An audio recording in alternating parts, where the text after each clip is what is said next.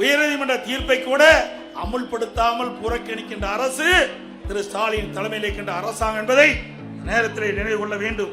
நாம் பார்ப்பதெல்லாம் நாம் வைத்திருக்கின்ற பணத்தை திருடுவார்கள், இல்லது வீட்டிலே திருடர்கள் பூந்து நகையை திருடுவார்கள். ஆனால் இன்றைக்கு விடியா திமுக ஆட்சியிலே உடல் உறுப்புகளை திருடுகின்ற ஒரே ஆட்சி இந்த ஆட்சியிலே தான் பார்க்கப்படுகிறது. சிந்தித்து பாருங்கள். நாமக்கல் மாவட்டம் அந்த பகுதியிலே வறுமையின் காரணமாக ஏழைகள் அவருடைய உடல் உறுப்பு கிட்னியை முறைகேடாக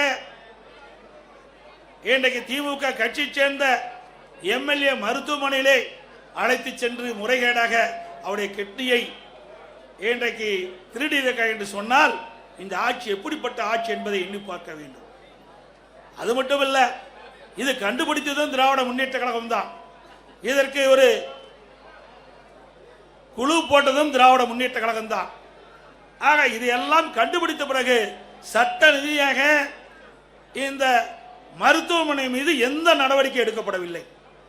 ஆக அதிமுக ஆட்சி மலர்ந்தவுடன் இந்த கிட்னி முறைகேட்டில் ஈடுபட்ட அந்த மருத்துவமனை சம்பந்தப்பட்டவர்கள் மீது சட்ட ரீதியாக அதிமுக அரசு நடவடிக்கை எடுக்கப்படும்.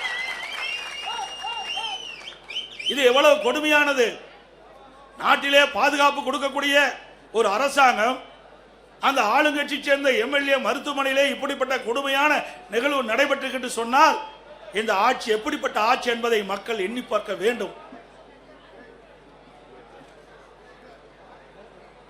இன்றைய தினம் அமைச்சரவையில் இடம்பெற்றிருக்கின்ற ஒரு துறை நகர்ப்புற வளர்ச்சித்துறை, குடிநீர் வழங்கத்துறை. அந்த துறையிலே அமலாக்கத்துறை இன்றைக்கு ஆய்வு செய்யப்பட்டு சோதனையிடப்பட்டு அந்த சோதனையிலே கிடைக்கப்பட்ட ஆதாரத்தின் அடிப்படையிலே இவர்கள் மீது நடவடிக்கை எடுக்க வேண்டும் என்று அரசுக்கு காவல்துறை, உயர்ந்த காவல்துறைக்கு அறிக்கை அனுப்பப்படுகிறது. 3 முறை அறிக்கை அனுப்பப்பட்டது அமலாக்கத்துறையின் மூலமாக. இதுவரை நடவடிக்கை எடுக்கப்படவில்லை. இன்றைக்கு இந்த துறையைச் சேர்ந்த அமைச்சர்கள், இந்த துறையைச் சேர்ந்த அதிகாரிகள் மீது இன்றைக்கு அந்த அமலாக்கத்துறை ஆதாரத்தோடு கண்டுபிடிக்கப்பட்ட அறிக்கையின் அடிப்படையிலே அங்கே முதல் தகவல் அறிக்கை பதிவு செய்யப்பட வேண்டும். ஆனால் இதுவரை செயல்படவில்லை. உடனடியாக அனைத்து இந்திய அண்ணா திராவிட முன்னேற்ற கழக கட்சி உயர்நீதிமன்றத்தில் வழக்கு தொடரப்பட்டு நீதி அரசர் இன்றைக்கு அமலாக்கத்துறை ஆதாரத்தோடு கண்டுபிடிக்கப்பட்டிருக்கிறது. அந்த ஆதாரத்தின் அடிப்படையிலே அரசு இன்றைக்கு எஃப்ஐஆர் போட வேண்டும் என்று தீர்ப்பு வழங்கப்பட்டது. இதுவரை அந்த உயர்நீதிமன்ற தீர்ப்பை கூட அமுல்படுத்தாமல் புறக்கணிக்கின்ற அரசு திரு ஸ்டாலின் தலைமையில் இருக்கின்ற அரசாங்கம் என்பதை நேரத்தில் நினைவு கொள்ள வேண்டும். அது மட்டுமல்ல, இன்றைக்கு எங்கே பார்த்தாலும் இன்றைக்கு டாஸ்மாக் கொள்ளை. இன்றைக்கு தமிழகம் முழுவதும் 6000க்கு மேற்பட்ட மதுக்கடைகள் இருக்கின்றன. அந்த மதுக்கடையிலே சுமார் ஒரு நாளைக்கு 1.5 கோடி பாட்டில் விற்பனை ஆகின்றது.